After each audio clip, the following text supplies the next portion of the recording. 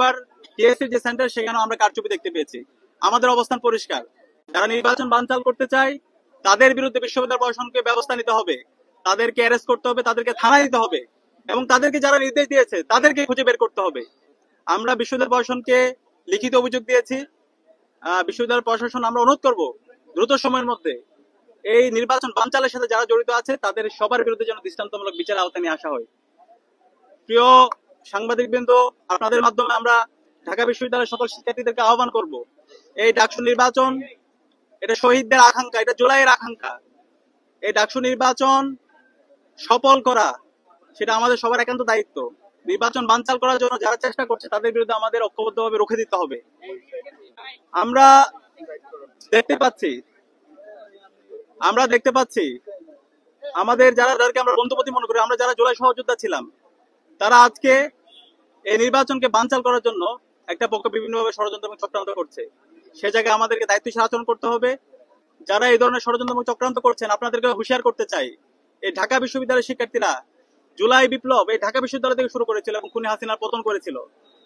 যারা আবার এই ঢাকা বিশ্ববিদ্যালয়ে অস্থিতিশীল করার চেষ্টা করবে, যারা ঢাকা বিশ্ববিদ্যালয়ে ডাকসু নির্বাচনকে বানচাল করার চেষ্টা করবে, তাদের পরিণতি খুনি হাসিনা এবং ছাত্রলীগের চাইতে খারাপ পরিণতি হবে। আমি অনুরোধ করবো সবাইকে দায়িত্বশীল আচরণ করার জন্য। এই নির্বাচনে হার অথবা জিতের কিছু নেই। আমরা সবাই জুলাই সহযোদ্ধা ছিলাম, আমরা সবাই একসাথে আন্দোলন করেছি। এই আন্দোলনে আমরা সবাই প্রত্যেকের পরিচয় ভুলে গিয়ে কমন গোল নিয়ে ফেসিবাদের বিরুদ্ধে আন্দোলন করে আজকে দেশে আজাদি এনেছি। এখন এই জুলাই বিপ্লব পরবর্তী আমরা যদি সবার ঢাকা বিশ্ববিদ্যালয় নির্মাণ করতে চাই, সবাইকে একসাথে কাজ করতে হবে। এক্ষেত্রে শিক্ষার্থীরা আমাদের যাকে বেছে নিবে আমরা তাকেই মেনে নিব, কিন্তু শিক্ষার্থীদের উপর যদি আমরা আমাদের জোরপূর্বক কোনো কিছু চাপে দিতে চাই তাহলে এটা হিতের বিপরীত হবে। শিক্ষার্থীরা তাদের ম্যান্ডেট পেয়ে যাদেরকে প্রতিনিধি হিসেবে নির্বাচন করবে আমরা তাদেরকে মেনে নিব।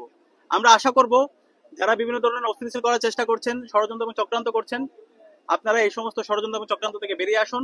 শিক্ষার্থীদের যে ম্যান্ডেট সেই ম্যান্ডেটকে আপনারা মেনে নিন এবং নির্বাচন কমিশনকে অনুরোধ করব এখন পর্যন্ত যে অভিযোগগুলো আমরা দিয়েছি সেই অভিযোগগুলো আপনারা ব্যবস্থা গ্রহণ করুন। সবাইকে অসংখ্য ধন্যবাদ এতক্ষণ ধরে আমাদের কথা শোনার জন্য।